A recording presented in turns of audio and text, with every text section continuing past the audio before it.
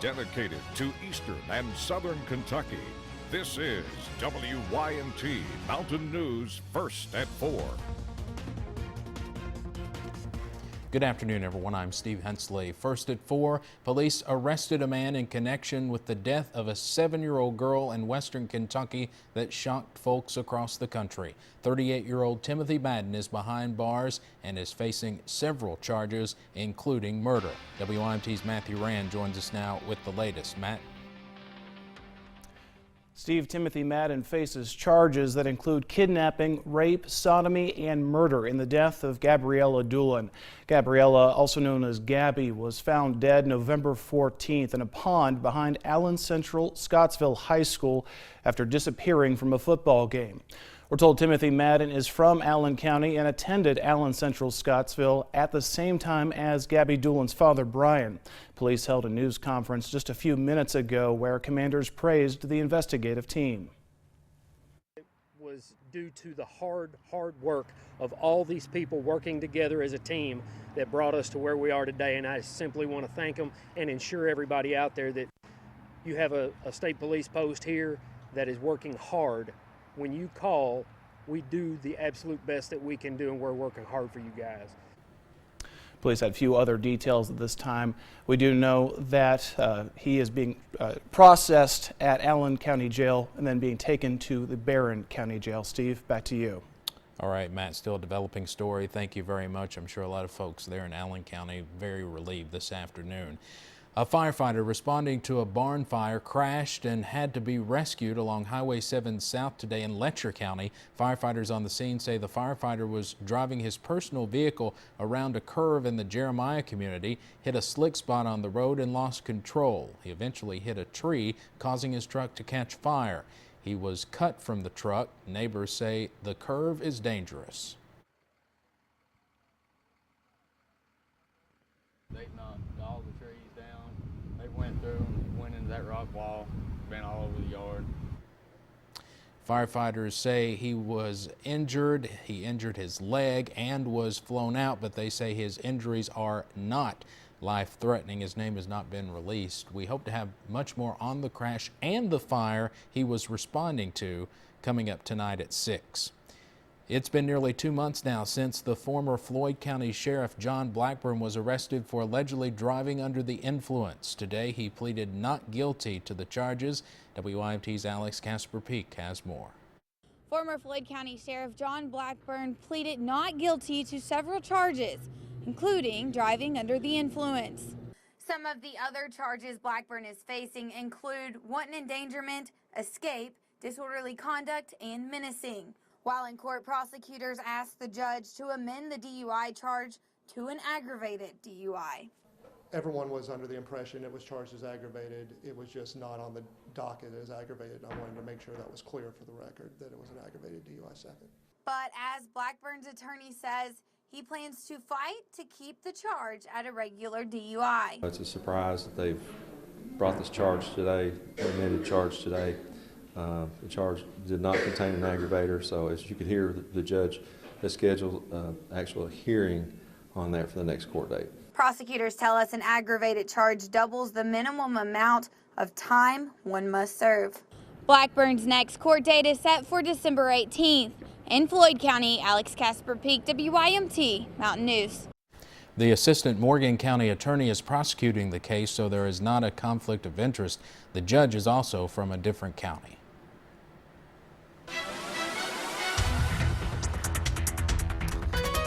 A sunny but chilly day ongoing across the mountains as we are seeing those temperatures down into the low 50s. But right now, pinpoint Doppler, nice and dry. It's going to stay that way for about another 24 hours or so. But early tomorrow afternoon, a little bit of rain will be moving our way. You can see that rain now to the west of St. Louis. But on the northern side of this storm system, a full-on winter storm impacting portions of the Dakotas back into Nebraska and up into Iowa. And we will see the chance of a few flakes here late in the day tomorrow, but not a full-on winter storm, thank goodness. Just a few flurries, what we're expecting. Low 50s right now, 51 Jackson and London 55 Monticello. Clear skies showing up on the Weather Cam network at both Jackson and UVA-Wise. Just a beautiful afternoon ongoing. And as we go through the rest of the evening, we are going to see just some very dry and clear conditions. Going from the 50s quickly into the 40s after sunset. We're going to wake up in the mid-30s. Steve, the forecast this weekend looking very chilly. Lows return to the 20s by Sunday morning. We'll talk about that chance of a few flurries, plus a look at your Thanksgiving holiday forecast. We're less than a week away now. Yeah. All that and more is coming up in a few minutes. All right, Shane, thank you. A deadly hostage crisis at a hotel in Mali is over after armed Islamic terrorists killed as many as 27 people. The attack in the former French colony comes 1 week after the assaults in Paris. CBS's Craig Boswell reports from the State Department. Bystanders applauded Mali troops who helped end a standoff at a hotel in the country's capital. Islamic extremists armed with guns and grenades stormed the Radisson Blu Hotel. Witnesses say the men shouted "God is great" in Arabic during their assault and spoke in both French and English. At least 170 people were taken hostage.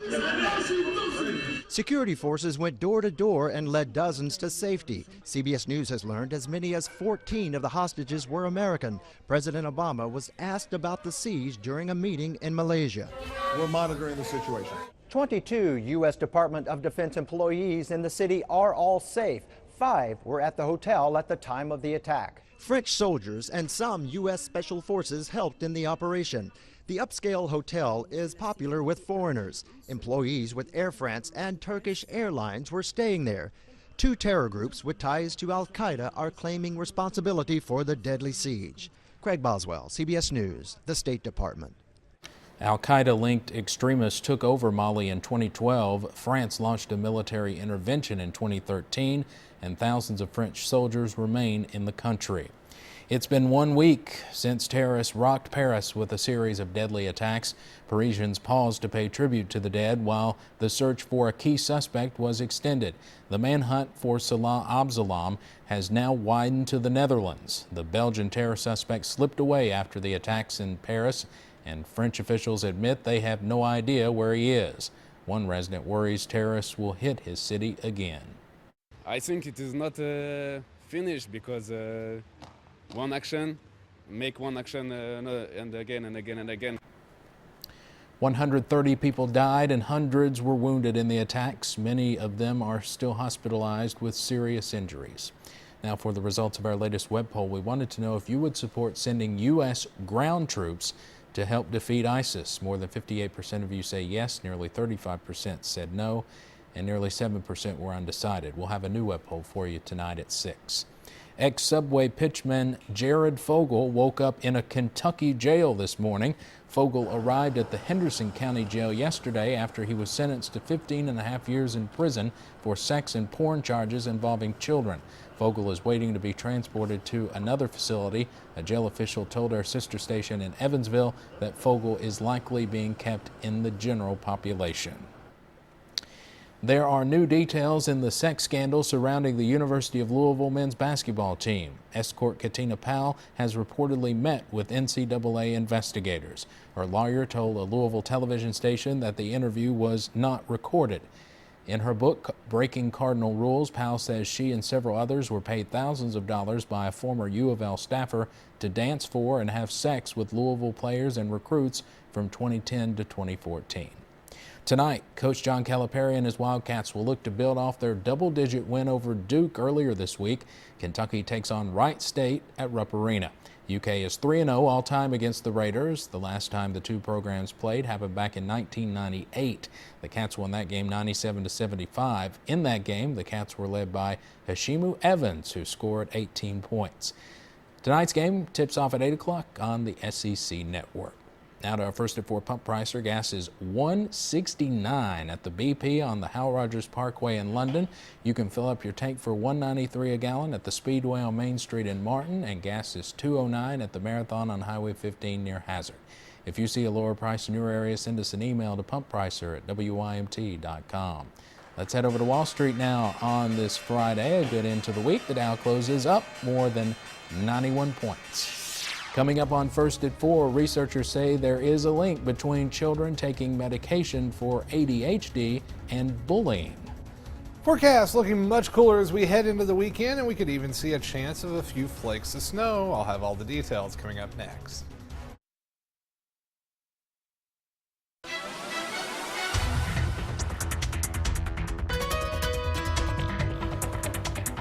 Shane, beautiful end to the weekend, and I'm just noticing we can see ourselves in the camera. We look like twins today.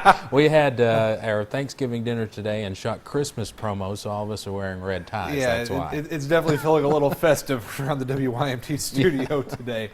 But the weather outside actually going to feel a little bit more like some winter or Christmas style weather by the end of this weekend. Right now, though, it's just sunny and a little on the cool side. We take a look outside the WYMT studio, and you can see plenty of sunshine out there right now. Just a few fair weather cirrus clouds. Overall, things are just really, really nice. We go to Pinpoint Doppler, and you will see dry as can be, but that's not going to be the case tomorrow. I'll show you why here in a second. First, we take a look at temperatures. 53 Monticello, 51 Whitley City, Williamsburg, Barberville, Pineville, 50 in Middlesboro, 50 Harlan, Hyden. Same story here in Hazard. Upper 40s showing up. Hindman, Pikeville, Williamson, 49 for all you fine folks, 50 Prestonsburg, Paintsville, Salyersville, and for my friends over into West Liberty. Okay, high pressure and control of our weather for the time being, but there is a big storm system off to our west. The good news about this storm, it's not diving too far south. We're only going to get sideswiped by a little bit of rain, maybe a few snowflakes from it. Our friends up in Iowa, not so fortunate. Some locations up in northern Iowa may pick up as much as 10 inches of snow tonight. Winter's coming, friends. At least we don't have to deal with it for the short term. High school football forecast tonight, it's going to be chilly. 40s, mostly clear skies. Be sure to bundle up. It is definitely going to be a cold one across the mountains. And as we take a look at the next 24 hours, that cooling trend continues. We go into the 30s tomorrow morning. 35 with some patchy fog when you wake up. Upper 50s for highs tomorrow with a few isolated showers starting tomorrow evening about 5, 6 o'clock. We'll break that down for you with Future View. Map out the timing. You can see tomorrow morning we're dry. Going into the afternoon, here comes the rain chances. It should be after about 4 or 5 o'clock. Hazard Christmas Parade, I think we get it in without a hitch as far as the rain goes. And then on the back side of the system, you can see a few snowflakes trying to show up, but not enough to cause any problems. Just enough to remind you, winter is coming. After those morning flurries on Sunday, we're going to see some cooler temperatures. A high only of 36, 46 Monday, 52 on Tuesday. Thanksgiving and the travel day before, both looking dry. That is some good news for anyone planning on traveling for the big holiday coming up on Thursday. And for you Black Friday shoppers, 45 in the morning with a few clouds. That's not bad compared to some Black Fridays in the past. No, not bad at all. Glad to hear the rain might hold off tomorrow for the Christmas parade. Yeah, I think we'll hold off at least until about 5 or 6, so we should be able to get the parade in. Be a close call. All right, Shane, thank you. Up next, it's regional championship night for several high school football teams still alive. A preview of the top matchups next. Regional titles are on the line tonight across the Bluegrass. 7 coverage area teams will battle it out for a chance to play in the state semis. WYMT's Josh McKinney and Lauren Cash have a preview of tonight's games. Welcome into the locker room. Region final week of the high school football season. Lauren Cash once again with me, Josh McKinney. Lauren, our game of the week, we got four games featuring 2 coverage area teams apiece. 11 coverage area teams in all play tonight, though. And our game of the week, Corbin number 8, Bell number 9. A great game last time these two played down at Bell County. This one, though, at Corbin. Yes, and the two of them playing for the Class 3A Region 4 title. You know, Bell County hasn't lost since they lost to that Corbin team earlier on in this season. And head coach Wayne Mills said, you know, he's really been impressed with the way his team has taken their approach into this week. Very focused. Corbin, on the other hand, has that last year's region final game in their mind, that heartbreaking loss to Central on their home field. Of course, both of them trying to win, but of course the winner of that game gets the winner of that game. Lawrence County at number 2, Belfry. The Pirates looking to once again win yet another region championship. Yes, Lawrence County has a way of making Belfry play bad. It's always kind of a closer game than they always anticipate. You know, that's one of their closer games that Belfry's had the entire season. Really had to gut out that win against Lawrence County. So, of course, this one is at Belfry. Anything can happen on that one. Not many teams lose at Pond Creek in November. We'll go ahead and finish in Class 1A. Hazard at Pikeville. A couple of district teams getting back together in the region championship. At Hazard earlier in the year, Pikeville scored almost at will against the Bulldogs. This one, though, could go either way. Yeah, Hazard, of course, always playing good football down the stretch as the season progresses, though. But Pikeville, of course, only lost to 2 teams, and well, they're still playing right now, so if that tells you anything, Class A should be a good one as well. And 5A, we got 2 more coverage area teams playing against one another. North Laurel, number 5. Number 1, Pulaski County, the Maroons at home, the defending Class 5A state champions. Yes, that's a tale of a really great offense and a really great defense. Something's got to give there. North Laurel is having a season of firsts, too, I might add. Their first 11-win season, and last week beating Southwestern was their first ever win in the second round. Also first region final appearance. Also Knox Central playing tonight, Johnson Central playing tonight, and Paintsville, undefeated Paintsville, playing tonight as well. All of these games and a lot more stuff to get to on the Appalachian Wireless Sports Overtime. For Lauren, I'm Josh. We'll see you at 6. All right, exciting night ahead. Thank you. Now let's take a look at what we're working on for Mountain News at 6. A fire destroys a barn with chickens and a workshop inside. We'll take the back roads all the way to Graceland and show you where the king of rock and roll used to live. And gas prices continue to drop. You saw pump price earlier, one price at $1.69, and that's less than a week before Thanksgiving. We hope you'll join us again for Mountain News at 6. Kids and teens who take Ritalin and other medications to treat their ADHD are twice as likely to be physically or emotionally bullied than kids who don't have the disorder. Researchers at the University of Michigan found middle school and high school students who sold or shared their medications were at even higher risk. Researchers say about 10% of students with ADHD sold or shared their medications. Patients who speak more than one language are twice as likely to have normal brain functions after a stroke. Researchers in India found 40% of bilingual patients recovered their cognitive functions compared to about 20% of single language patients. A new study finds people react to the same foods differently. Researchers in Israel looked at the blood sugar levels of 800 people over a week. They found even if they all ate the same meal, they metabolized it differently. The researchers say the findings help explain why all diets don't work for everybody. Straight ahead on First at 4, the review of a film starring Kentucky native Jennifer Lawrence. The Hunger Games saga comes to a thrilling end in Mockingjay Part 2. It's no longer just a story of survival, but an opportunity to liberate millions of people. Our Plugged-In Movie Review takes a look at the final installment of Kentucky native Jennifer Lawrence's breakout movie. Welcome to the 76th Hunger Games. In the movie The Hunger Games Mockingjay Part 2, things pick up where the previous movie left off. I've been watching you, and you watching me. The brainwashed and battered PETA has been rescued, and his headstrong, arrow-slinging crush Katniss is now in full-on action mode. Tonight, turn your weapons to the Capitol. Turn your weapons to snow. She realizes that simply filming propaganda videos won't cut it anymore. They won't save the people of Pan Am from the clutches of President Snow. So, as Loyalist forces storm the Capitol, Katniss and her team try to take the tyrannical Snow down in person. Of course, that's easier said than done. While trying to achieve a nearly impossible mission, the good guys are beset by all manner of Capitol-created death traps and beasties. The war, informally dubbed the 76th Hunger Games, is on, and Katniss, armed with her iconic bow and arrows, can only hope that this will be the last deadly game her world will ever see. The fact is, those who haven't followed the series so far will likely be a bit lost with this final chapter. The story leaps in mid-stride and keeps going with gritty high action. As with past films in the franchise, this is the story of good people fighting the good fight against an oppressive evil. But it's also a tale of war, and that war comes at a sometimes grim price as men, women, and children are killed by everything from bombs to zombie-like creatures. With that in mind, and for teens on up, I'm giving this final Hunger Games 3 exploding arrows out of 5 for family friendliness. For an in-depth review on this film, or anything else at your local box office, visit us at pluggedin.com.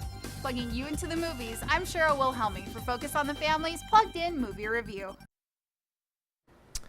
Going to be a good weekend to go see a movie, especially because of how cold it's going to be. We start out tomorrow dry, but rain moves in, changes the snow. Temperatures top out in the 50s, but then we will see a much cooler day on Sunday.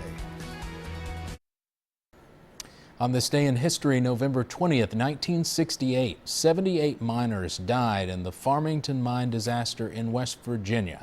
The explosion at the Console No. 9 mine was felt nearly 12 miles away. At the time, 99 miners were inside, 21 were able to escape, but 78 were trapped and perished. The cause of the explosion was never determined, but the accident led to several new laws to protect miners. That's going to do it for Mountain News First at 4. We'll see you back here at 6. Have a great afternoon.